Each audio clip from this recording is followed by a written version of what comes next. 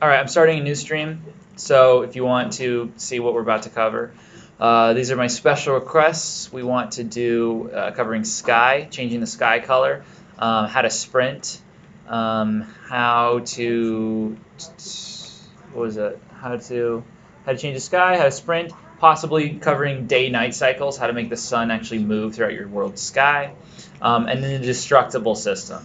Okay, so that's what we want to cover in this video and in this lesson. What we wanted to do just now is I was talking about swimming, because you asked me, how do you make a character swim? So that would happen on the third-person character. I'd take a look at, go to content browser, type in third-person character, or I just find my third-person character in my scene, select him, edit blueprint in the right, open blueprint editor, and that way I could see his blueprint.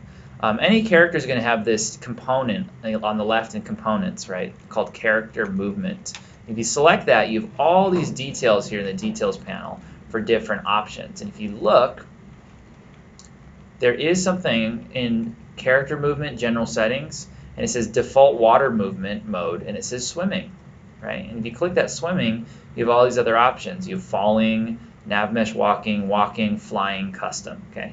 So this is a preset category for swimming. Like I said, though, we don't have any swimming animations, but this category for swimming, if I could scroll to it, if it's here, swimming, right here, you can check the speed for this stuff. So if you look, it says max swim speed is 300. Well, I know for a fact your walk speed, which is the same as your run, max walk is interchangeable with run, but your character's running speed, known as walk speed, is 600. So already it has this preset that when you're in swim mode, you're half as fast as you are, which makes sense. And then it's braking, deceleration, swimming, buoyancy, that's to do with like physics and stuff. And then if you click this little arrow, you have more options here. So if you want your character to swim, you need only change this mode in like the blueprint graph.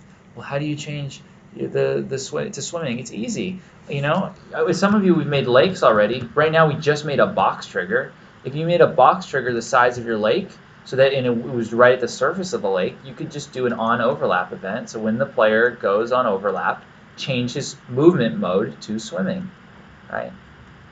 And then, like I said, the only thing is we don't have the animation, but right now. But that's how you would do that. And what that would look like is, let's say it'd be an event graph. I drag off of character movement. Now I can drag. Now that it's on my graph, I can drag off of it and select anything about it. So if I type in swimming, I can do like is swimming. But really, what you want to do is you'd want to type in, I think it's mode. Yeah, set movement mode. And then you set the new movement mode to swimming. Right. And then you want to make sure you set back to walking when you get out of the water, etc. So that's just an example of that. Okay. So good question. Let's see. Let's start with skies. Okay, so let's go back to our world here. Zoom out for me, and you can do that in one of two ways. You could use the scroll wheel, by the way, to like I'm doing right now, to move out. Or you could hold down right mouse button, and I like to just look down and hold S, so I'm looking backwards at my world. Okay. Also, I don't know if I told this class, but Q and E will go up and down while holding right mouse button. Okay. All right, so I just want to get a big view of your world because I want you to be able to see the sky. And if you're having trouble with that, just look up at the sky. But I want to see both the sky and my world because I want to see how my world kind of reacts to the light and stuff, how it changes. Now, in World Outliner on the right here, type in sky, S-K-Y. And select Sky Sphere Blueprint. And in its details panel, you have all kinds of options for customizing your sky. And what's really neat is you'll see in this default category, there's something called directional light actor, and it's pointing to something called light source. That's your scene's or your level's sun. Okay. Now, if I change many of these settings, I can change things like cloud opacity, star brightness. That's really cool, especially if you're doing nighttime. But some of these don't really do anything, and the reason is because you have this check mark here that's checked that's called colors determined by sun's position. So what you want to do is go ahead and uncheck colors determined by sun's position. And now your sky is going to go back to something more, something that's independent of the actual sky directional light that's causing the sun's light. So you still have a sun you're seeing, but now the sky is working independent of it. So if you've unchecked that and you scroll down and you see override settings, it might be called, you have sun height, horizon fall off, zenith color. Go ahead and change some of these settings, change some of these colors, and watch what happens. Zenith is hard to see, but if you change these other ones, you'll really get some cool effects. This reminds me of that level in Halo 2 where you first play the Arbiter.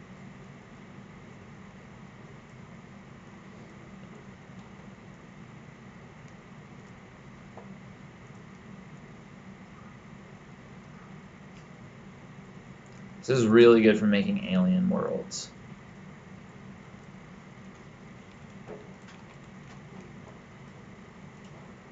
I really like that. I'm gonna leave it like this.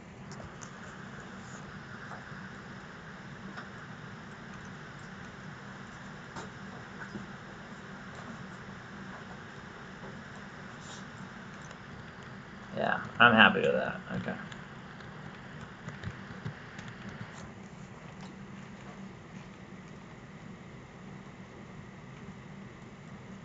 So that's the sky stuff. Now, if we wanted to do something with doing a day-night cycle, it's a little bit more complicated, but it's possible, right?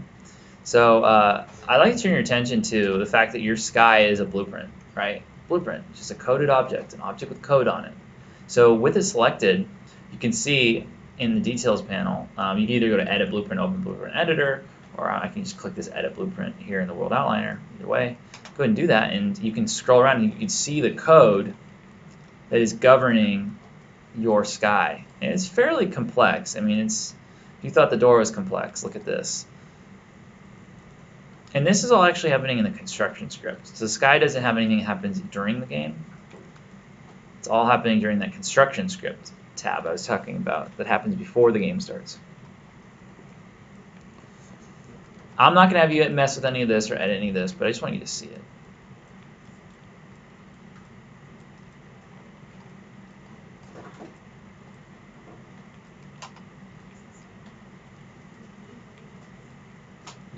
Okay.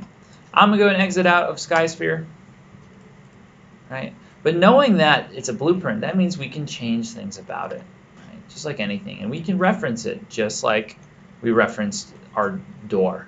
Okay? If we have it selected in our world and we go to third-person example map, or if we go to the level blueprint editor, you right-click, it's going to say, do you want to create a reference to SkySphere blueprint?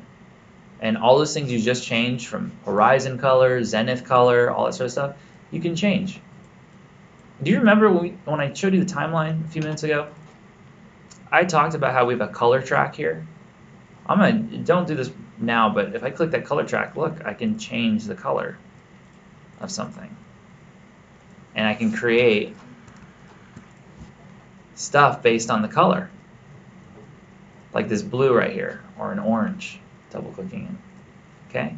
Well, I could plug that in to things like horizon color, set horizon fall off. I know that's a float. I'll type in set color. Set overall color, let's say. Or get overall color, set it. Anyway, I can set those values with a timeline because there's color tracks on that. So just understanding that everything is accessible. Now again, we're not doing that. It's fairly complex, but that's just an idea. If we were to do a day-night cycle, that would be done with the sun. So the sun in our scene, go ahead and go to the front of Unreal and type into your world outliner directional, and then it'll come right away. So it's called a directional light, and it's currently named light source. That's our sun.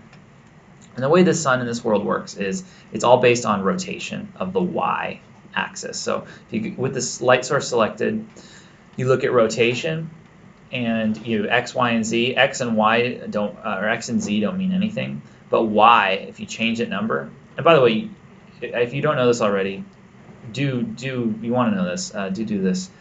if you hover over a number in a setting, you'll notice you get your mouse cursor changes to 2 arrows pointing side to side. That means you can left click and drag and slowly scale that number. So that's how I'm able to do that. So doing that, I'm just dragging over that Y number. You can see I can scale and preview what different light settings would be at. So that would be night, obviously.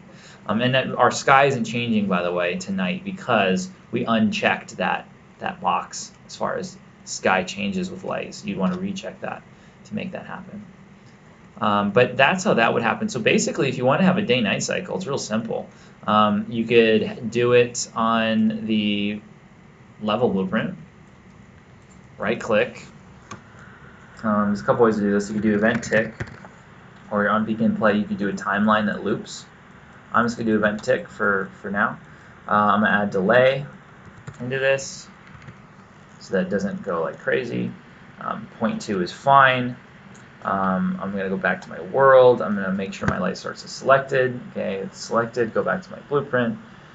Right click. Create a reference to light source. Okay, now I can change things about it, like the Y value of its rotation. I do set rotation. Right.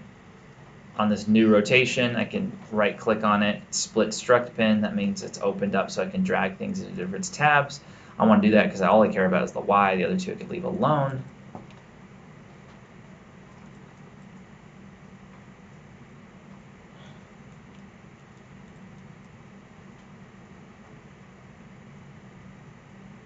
And then I could drag off a light source and type in get actor rotation.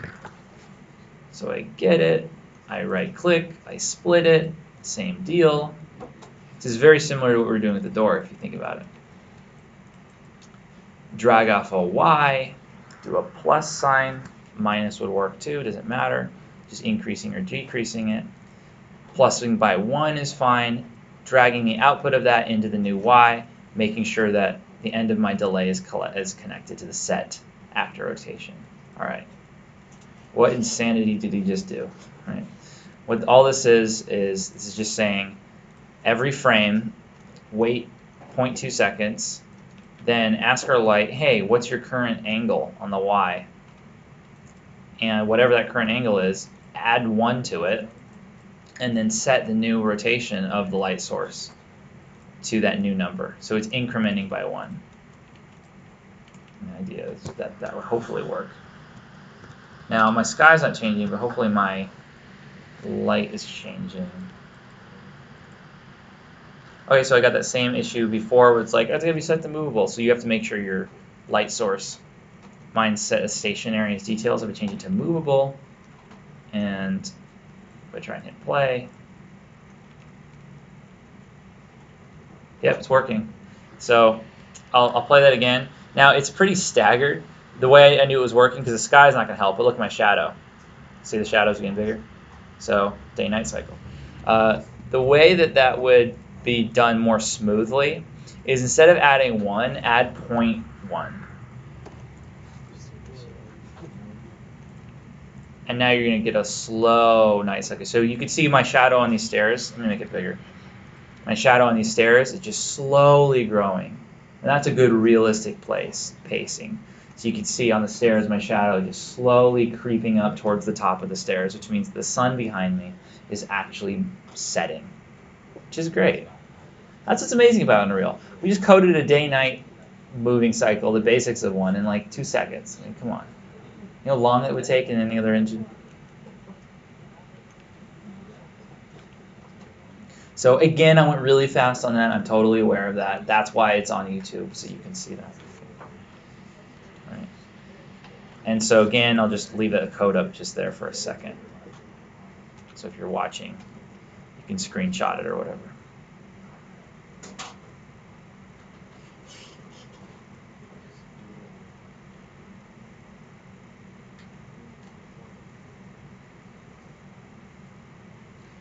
Okay, I think the final question I was supposed to answer was destructible systems, right?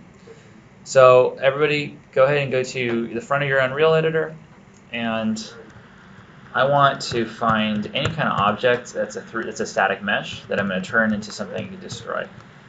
So why don't we do these stairs? These stairs are always the subject of our attention. So click your stairs, and then in its details, you see it says static mesh category, and that's your static mesh. There's a little magnifying glass here. That'll take you to wherever that static mesh is stored in your content browser, which is what I want you to do, is go ahead and click that magnifying glass in the lower right. You've clicked it, and then you have these meshes. And since it's our stair mesh that we want to turn into a destructible mesh, you right-click on it, and oh, you know what? Oh, you guys might have it. So newer versions of the editor stopped including the destructible stuff by default, okay, because of Fortnite and stuff. It's because it was just it was too much. They made the engine more optimized.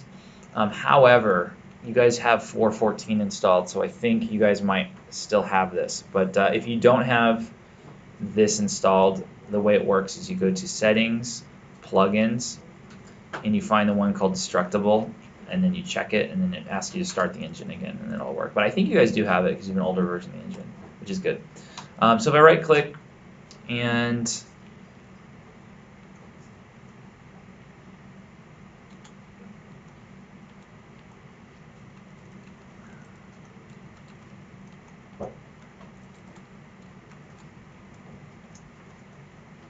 oh wow, maybe I don't have it enabled on this install either, which surprises me.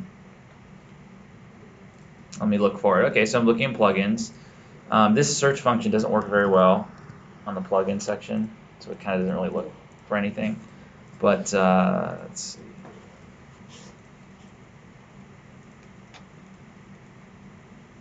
Okay, it's in the physics section, and it's called Apex Destruction, and mine is not enabled by default.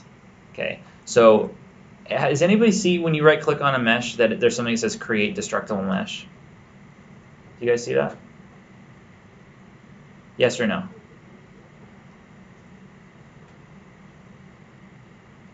Somebody let me know, please.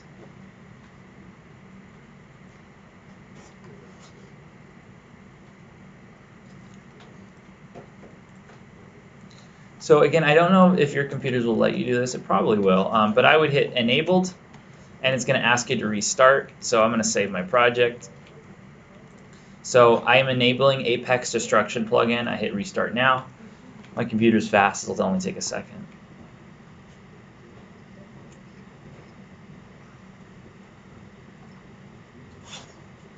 Okay, I'm back.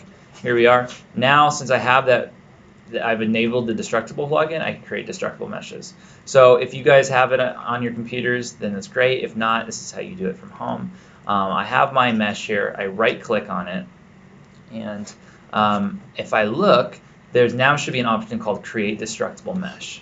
So if I hit Create Destructible Mesh, it's going to take me to this menu here. This part is just really cool. So you'll see I have different options right here. I have this button here called Fracture Mesh, this thing called Explode Amount, and then I have stuff over here on the right, including things like Random Seed and stuff like that. So what you want to do is you click Fracture Mesh on the left here, and it fractures it, just like programmatically like that. And to preview what those different fractured pieces look like, if I drag Explode Amount, you can see it'll explode it. So at 0, it's completely together, and that's what it looks like when it's exploded. And to test this, there's some options here on the side, one called Enable Impact Damage. I click that. I think that's good enough. And if I just make sure that it's enabled and I drag this, you have two stairs now. You have one called Linear Stair Static Mesh, and you have one called Linear Stair Static Mesh DM for Destructible Mesh. Right? So that's the new Destructible version of it. And if I drag it up a little bit, and then if I enable physics, simulate physics, and enable gravity, what hopefully happens is that it falls and it breaks, because it apply impulse on damage. So that's what we would want, but we're going to test this out. Yeah. Oh, man. I love it when things work the first time. It's a great feeling. That's when you know you're onto something. So there it is. That time it only broke a little bit. That's what's cool about these physics simulations is like they're not 100% predictable, which is cool. So you can see it falls, it breaks. And there's all kinds of things you can do with like changing the weight of stuff and what's the weakest part of it. Wow, so it bounced like crazy that time. And these are still physics objects, so if I walk up to it, I can like kick it. See that?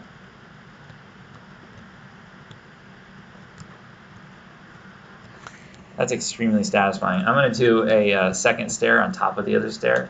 Just duplicated it. Shortcut to that, by the way, is holding Alt and dragging. If you can hold Alt and drag, it will copy, so you don't even have to deal with copying and pasting.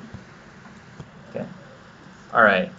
Like I said, that was exceptionally satisfying. So I'm going to put my character right where you can see it. And then I'm going to make this full screen. All right, here we go.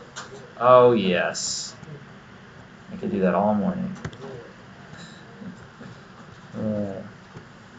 Anyway, did that answer some of your questions? Oh, good, I hope so. With that, I'll go ahead and conclude this question and answer section. Go ahead and mess with this stuff. It's really fun. That'll be it for the stream. Thank you.